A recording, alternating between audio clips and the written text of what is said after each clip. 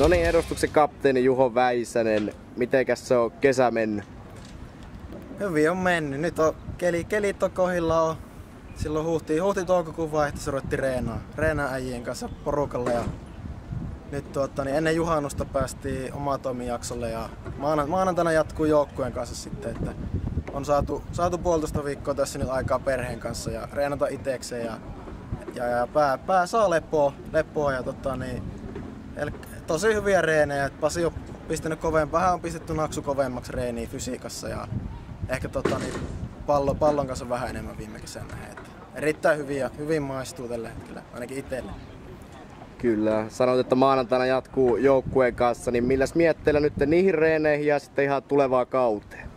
No tosi hyvillä mietteillä, että itsellä ainakin on se, että omaa toimijaksosta on mennyt puolet, niin pitäisi päästä joukkueen kanssa reenaan. Se on kuitenkin joukkueen laji harrastetaan, niin se on porukassa kivempi mennä, ainakin omasta mielestä. Mä tykkään tosi paljon joukkueen kanssa mennä, että vähän itsestään menee aika pitkäksi, että ei keksi välttämättä reenejä niin paljon itsestään tehdä, että joukkueen henki on pirun hyvä ja sitten tuleva kausi niin miettii, että on hyvä, niin kuin viime vuonnakin oli niin tiivis joukkueen henki meillä tulee olemaan ensi kaudella ja siitä ammennetaan taas, mikä hävitään ehkä kokemuksessa suurimmilta osin. Niin paikataan joukkueen hengellä ja nuoruuden innolla se sitten siihen. Kyllä, eli joukkueen henki ja nuoruus. Mitäs muita niin kuin vahvuuksia? Että mitä me tullaan Jospalta ensi kaudella nyt näkemään? Vahvuuksia? No kyllä mä väitän, että se on sarja fyysisimpiä.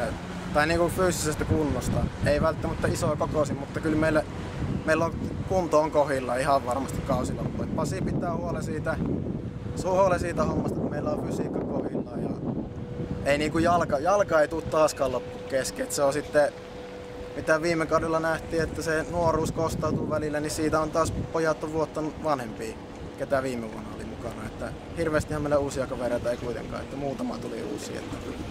Nuoret jätkät on vuoden vanhempia ja varmasti kokemusta karttuu. Meillä on iso vastuu siinä, että vanhemmilla äijillä, että pysyy homma niin sanotusti huomissaan siinä. Että kyllä fyysinen, siis nopea jalkainen, erittäin taitavia on kärkiketjujen nuoret äijät. Nopea jalkainen, taitava porukka, kiteytetty. Kyllä.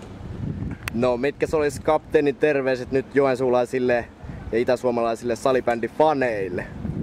No, kyllä hyvin erikoislaatuinen kaus tulee olemaan, että derbyä derbyn perään saadaan tuossa, että aloitellaan Lepaa vastaan kausi kotona areenalla. Päivämäärää en muista, aikaa en muista, mutta sen tiedän, että aloitetaan Lepaa vastaan derbyllä heti. Sitten meillä on Lappeenrannassa peli, NST tulee tänne, Kuopiosta tulee Velhot tänne. Kyllä se kannattaa tulla katsoa ja kyllä nyt tapellaan oikeasti loppuun asti playeripaikasta. Ja playerissa halutaan pelata. Se on ainakin henkilökohtainen mielipide ja itse haluan ainakin vielä urallani pelata liigassa ja toivottavasti se on Jospan väreissä vielä. Et se on tavoite kuitenkin pakko olla, että playereihin mennään ainakin ensi kaudella. Kyllä. Toivotaan myös, että saadaan varsinkin näihin derbypeleihin niin joensuulaiset ja itäsuomalaiset liikkeelle Lepaa vastaan, että saadaan niistä kunnon vääntöjä. Kyllä.